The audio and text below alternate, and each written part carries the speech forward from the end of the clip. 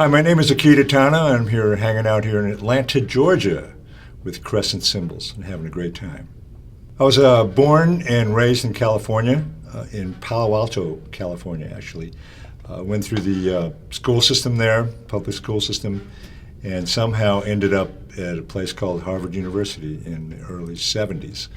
And went through there and went on to study percussion at the New England Conservatory with Vic Firth, and prior to that, while in college, I had the opportunity to study with the great guru, jazz guru, the master Alan Dawson, who happened to teach Tony Williams and Clifford Jarvis and Smitty Smith and a host of other people. So I was very fortunate to be a part of that experience. And then after that, went at New England. I auditioned after studying some percussion and was able to go and play some chamber and orchestral music at Tanglewood, the Berkshire Music Festival in Lenox, Mass. And then after that, I ended up in New York bumming around and trying to get a gig. And I was able to play with some wonderful musicians and ended up back in California about 15 years ago and enjoying life out there and still gigging and working and teaching. So as Judy Heath would say, you want to work in hell and live in heaven. So that's what I'm trying to do. While in school, I was very fortunate. This is while at New England Conservatory. I was fortunate to work with some jazz greats who were passing through town. They're not actually living now. A jazz vocalist who sang with Count Basie in the late 30s, Helen Humes, pianist Gerald Wiggins, great bassist Major Holly, who sang lines scatting while bowing the bass in the tradition of Slam Stewart. Mill Jackson, various people that came through Boston, and then through these associations, I was able to go to New York and play with a bunch of different people. I mean, just by being there and kind of being there to make yourself available to play and work, it afforded me a lot of opportunities to play with some wonderful people. For example, Hubert Laws, I don't know, I could name quite a few. Sonny Rollins, actually Sonny Rollins happened while I was in school. And Lena Horne, the Manhattan Transfer, just a host of people that put up with my stuff as best they could. But I had a great time.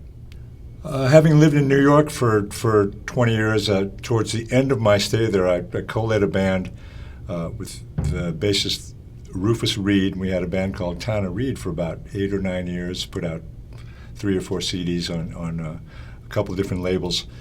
Moved back to California, to the Bay Area, and have been involved in doing recording, continue to do some recording as a freelancer, and also some of my own projects. One is a band called the Secret Agent Men Band, stuff that I recorded a while ago but came out here in like 2004 or something like that.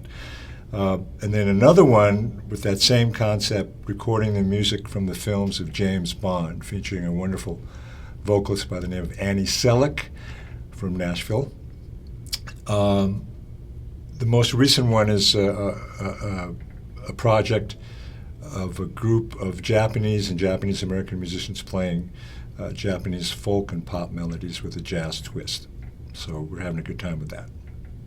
I look for a lot of versatility in cymbals, like to be able to play many different ways on one cymbal to get many different sounds and effects out of it. So even though it may say a ride, I mean, I kind of feel like you should be able to utilize all the sounds that it has, not necessarily the sound that it specifies in the catalog. So, and I find that Crescent provides that opportunity for each cymbal. So in other words, if you have a set of Crescent cymbals, you have multiple possibilities of the kinds of sounds that you can create. The reason I was able to stop by here and spend some time here at Crescent was that I'm on my way to New Orleans to play at a national flute convention and be part of a house rhythm section and playing with all these different jazz flutists from Hubert Laws to the great Cuban flutist Maraca and Ali Ryerson, who organized the Jazz Flute Big Band, which we recorded last year, and they'll be coming out next week down in New Orleans. And so look for that one. It's called The Game Changer. And some wonderful writing on that. We've had a great time here, spending some time here at Crescent, and very thankful for the hospitality and generosity. And I'm looking forward to whatever happens coming up and be able to use these cymbals in whatever context musically that I get myself into. And I have a tendency to get into a lot of trouble, so I'll be looking out for you and myself. Thank you.